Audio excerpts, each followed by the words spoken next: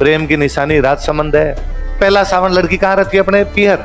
तो अपने मेवाड़ के महाराणा थे राज सिंह, उनकी एक रानी थी जैसलमेर की। जैसलमेर शादी करके आए थे राजा। अब वो रानी पहला सावन आया तो अपने पियर चली गई। पियर कहाँ पे था? जैसलमेर।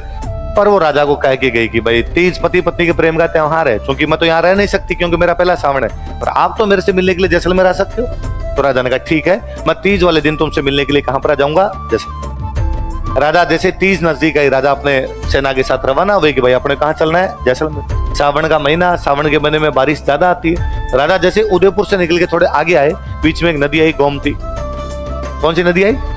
और गोमती नदी में बारिश ज्यादा थी, इसलिए पानी बहुत ऊपर तक था। इसलिए मंत्री संतरी सैनिक जो साथ में थे उन्होंने कहा राजा नदी क्रॉस नहीं कर सकते, नदी में पानी बहुत ज्यादा है, हमें थोड़ा वेट करना पड़ेगा ताकि नदी का पानी उतरे तो घोड़े अंदर उतारे जा सकते हैं। अभी यदि घोड़े उतरे तो बह जाएंगे इसमें।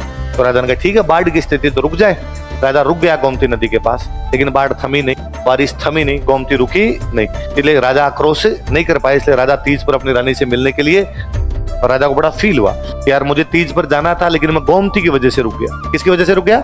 यार गोमती ने बांध दिया मुझे। तो जिन गोमती यदि नहीं रोकती तो मैं मेरी रानी से मिलने के लिए कहां चला जाता? जैसलमेर। इसलिए राजा ने गोमती नदी का पानी रोका और गोमती नदी का पानी रोके झील बनाई राजसमंद। कौन सी झील बनाई?